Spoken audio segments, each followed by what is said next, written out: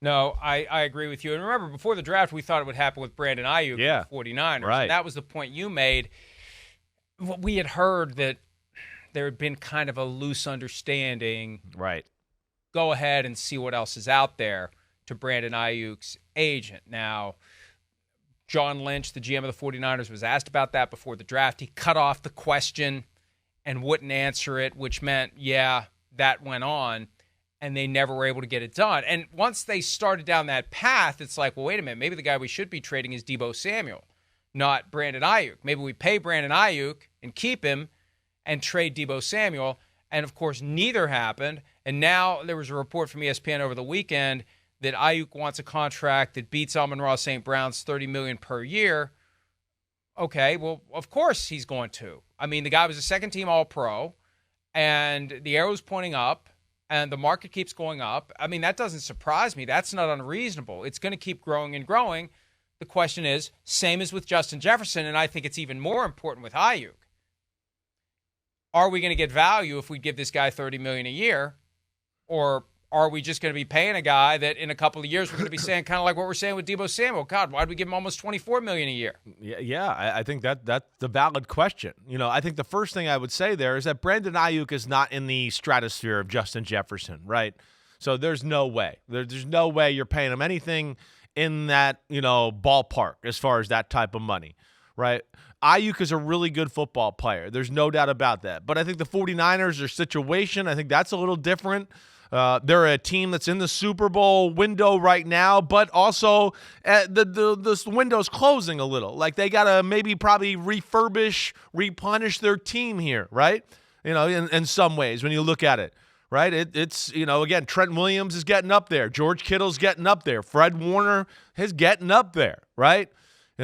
So we're seeing some of their key stars at some point here. They're going to start to replenish this team and flip it over kind of on the fly there, right? Brandon Aiyuk is a really damn good player. But is Brandon Aiyuk anything like superstar-ish? Is Brandon Aiyuk, does he have a game that you can remember in your mind that you go, oh, man, remember that Brandon Aiyuk game? This is Brandon Aiyuk's greatest play of his career, a ball that went off somebody else's face and landed in his lap.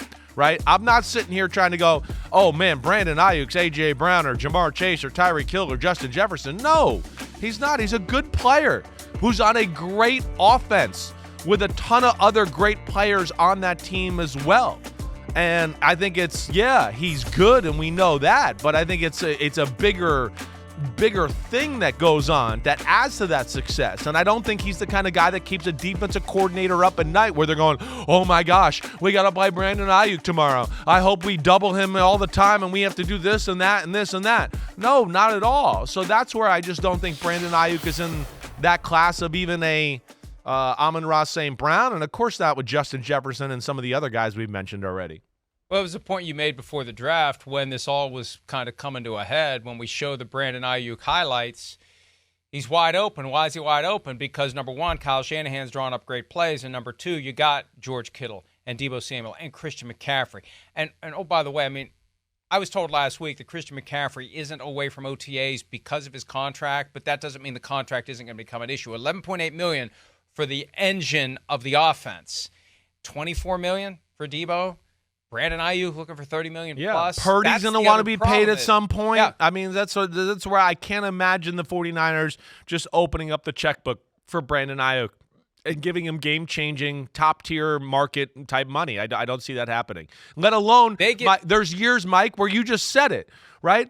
I mean, we've had more years of going, wait, Deebo Samuel's kind of the focal point. And, of course, they have McCaffrey now. And then, of course, Kittle was amazing too. So it's not like, oh, man, if they don't have Aiyuk, this offense really falls apart. I just don't see it that way. Sorry to cut you off. No, and if they would pay Brandon Aiyuk $31 million a year or whatever, beat Amon-Ra St. Brown by $100,000 a year, whatever it is, if they would do that, then Christian McCaffrey's going to be kicking the door in pretty quickly. I think that for him, like, he's all about football and, honor your contract and, like, America and apple pie and all that. But at a certain point, I think he's going to say, wait a minute, what the 11.8? Are you kidding me? And, they inherited the contract that he signed after his third season in Carolina. Yeah. The 49ers got him 3 years, $36 million, which is a hell of a deal when you consider what he's done for that team. Definitely. A hell of a deal. Right. So that's part of this too. If you give Brandon Aiyuk a bunch of money, then Christian McCaffrey is going to be even more.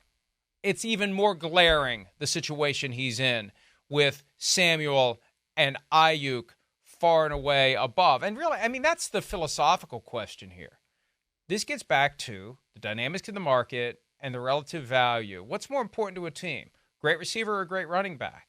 Now, great running back is always at risk of serious injury, which is part of the reality. And I feel like the gap between the best running backs and, the average available running back isn't as big as the gap between the best receiver, the best of the best, and the average receiver. But some of those guys between average and best of the best who have big dollar signs in their eyes are going to find out the hard way that it's just not there. And Aiyuk may be the guy who is the first one to find that out. Yeah, right. And even Amon-Ra St. Brown's different too. I mean, listen, he fits the fabric of Detroit. He's their go-to guy, right? We're not mentioning, we know they have other weapons, but there's only one that's produced at a consistent level there in Detroit at that position.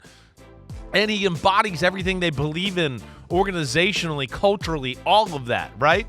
And he's got a little bit of a different skill set altogether than Aiyuk that really fits the Lions and what they do and their offense. But yeah, the Aiyuk situation, I don't know where this goes, but I don't imagine a long-term deal getting done for anywhere near the money Brandon Aiyuk wants. I just don't see that happening. And I think like what I talked about too, the other thing before the draft or anything with this conversation, right? That type of money, again, what you just kind of talked about with Justin Jefferson. Oh, you want $33 million a year or something like that? Show me a team that's going to give you that. I don't know if that's out there, let alone, like if you're that type of player, somebody would trade a first-round pick for you too, right? Let's just put it this way. If the Vikings just said, hey, just give us a first-round pick for Justin Jefferson, the whole league would run to Minnesota. They'd be like, what? Get the private plane. Let's just go there. Yes, we'll give you the first-round pick. It's like, is it going to take 2? Is it going to take 3 first-round picks? That's the kind of player.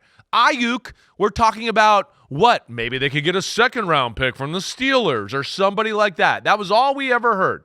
That tells you the class of the player he's in right there. And yeah, I just don't see the 49ers with their current situation giving big money there to that position and that spot right now. And that may be why there's a perception that the Vikings are playing games with Jefferson, because they may have decided we're going to play the game of you're under contract and we have your rights at $19 million this year and we will franchise tag you next year. And maybe their game is now we'll franchise tag him non-exclusive, kind of like the Ravens did with Lamar Jackson. Go out and see what's out there. Who's willing to give up 2 first-round picks and pay you what you want? It ain't going to happen. And if it does, maybe we'll match it.